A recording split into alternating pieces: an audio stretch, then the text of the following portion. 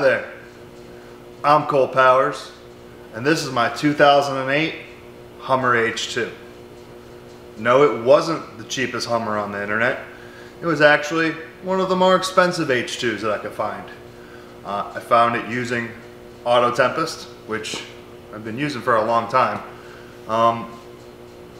It was one of the more expensive ones in South Florida. I only look pretty much in Florida when I buy vehicles because guess what? There's no road salt, there's no snow. Unless somebody drives something into the ocean, it usually doesn't have rust. So I was pretty adamant about making sure that I could find my Gen 2 H2 in South Florida. Gen 2s are 2008 to 2009. They came with a 6.2 liter L92 V8 and a 6L80E 6-speed automatic transmission. Far superior to the Gen 1s with the 4L80 and the 6 liter.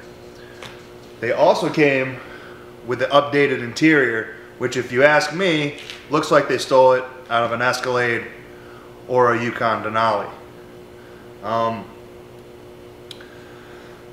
I've had the truck for a little bit over a year and we've done a bunch of work to it. When I got it, it was pretty much stock other than the rims, a Voilant air intake, and the rear air springs have been converted to conventional coil springs. Otherwise, it was pretty much stock when I got it. I've done a couple things. Different tail lights in the back, marker lights, and roof marker lights. I've also taken the liberty to switch out the headlights and fog lights. They're not finished quite just yet. Got to finish wiring everything up. But I've also switched out the intake manifold for the Holley Sniper high-rise manifold. And I've also done the Motion Raceworks steam vent tube kit. Now, most people will tell you that the intake's not necessary for anything. I plan on doing forced induction and boosting the motor. And I also had to take the intake manifold off to replace the oil pressure sending unit. So I figured while I was in there, I would add the stuff. I already had the intake anyways. I knew I was going to do it eventually, so I did it. I've also upgraded to LS3 injectors, which are 43-pound, give or take, injectors as opposed to the old 32-pound, 33-pound injectors that were in there previously. I've tuned it using HP tuners, and it was running excellent up until I started spewing oil out of the rear main seal.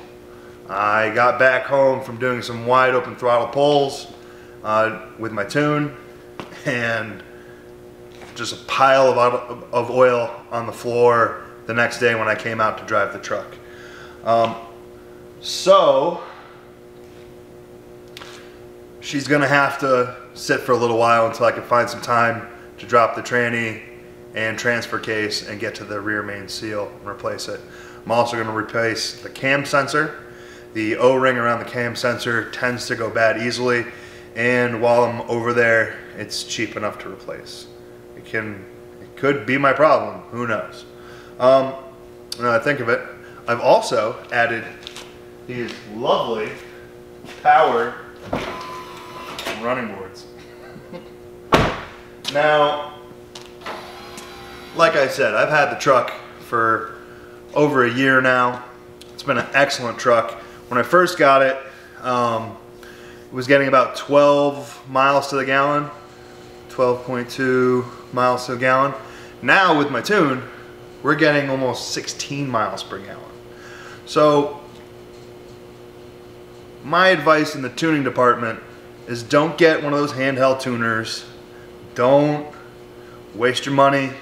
Don't waste your time. Have your truck professionally tuned.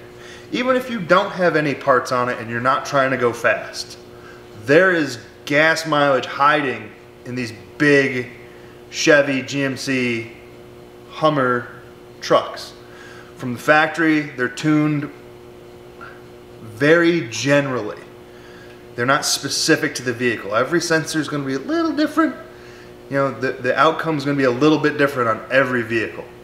So if you want some power and you want some fuel efficiency, it pays for itself in the long run. If I told you with a 38-gallon tank, if you're getting 3 miles extra to the gallon, that's over 100 miles in your gas tank that you could have for every trip. Doesn't that like make all sorts of sense? I know there's a lot of guys that go off-roading and you know, you want to be out on the trail for a couple days. You could go God knows how many more miles on the trail with that extra fuel efficiency. If you were to look at a tune file, you know, tuned to not tuned, and see the difference, and to watch the difference in the charts that come out from your map and your O2 sensors, it's crazy to see just how generalized the tune is and how fat it is or rich it is.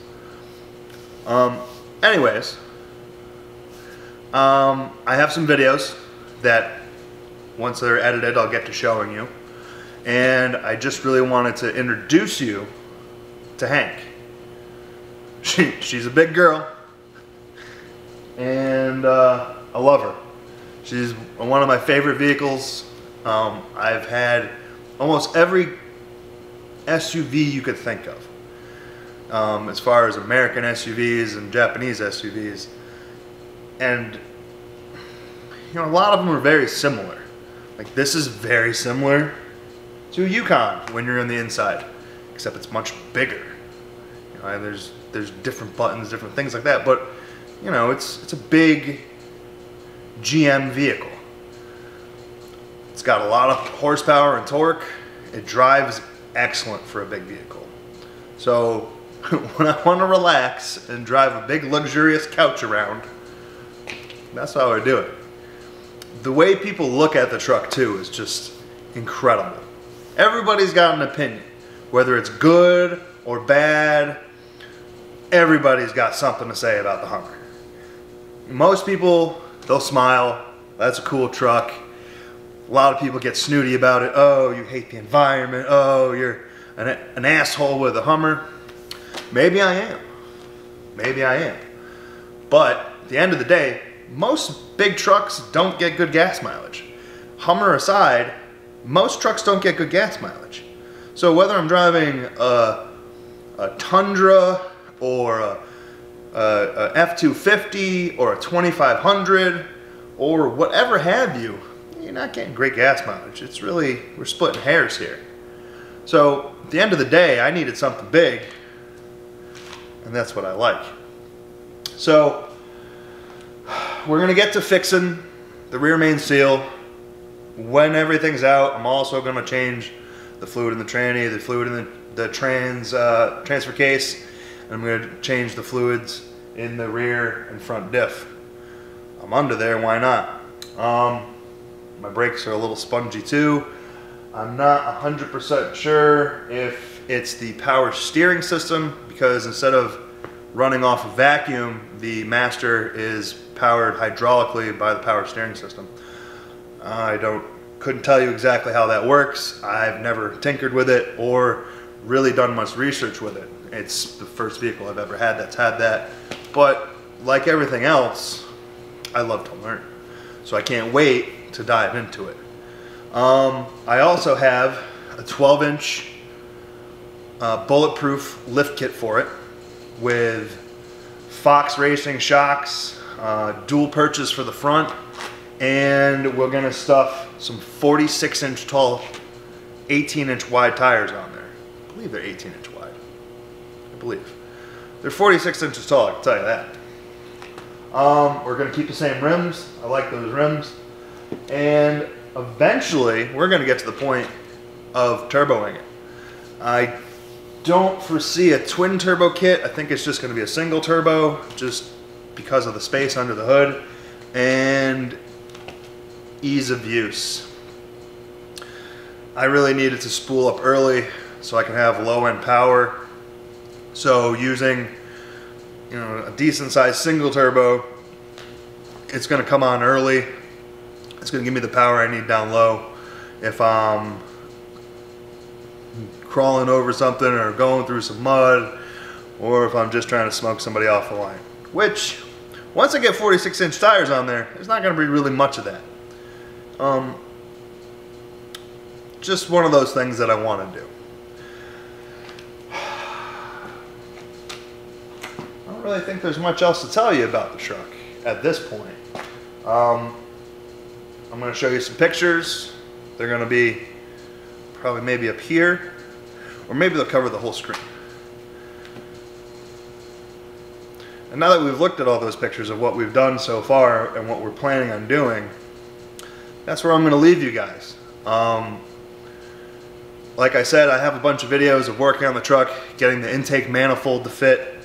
I had to shave some of the material off the heads so I could get the intake manifold to sit flush. I spent a ton of time kind of working with different fittings for the fuel rails, as Holley doesn't have a direct fit kit for their fuel rails for their Sniper system.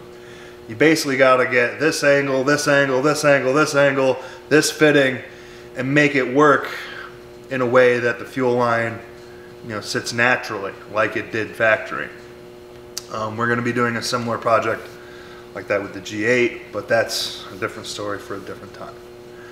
Anyways, I appreciate you guys tuning in, and I hope you come back to see more of the projects with the Hummer. Hank's a big lady, and she's a lot of fun. So until next time, I want you guys to stay busy so you can accomplish your dreams and goals and get closer to the next step in whatever you're doing in your project or your life. So until next time, peace.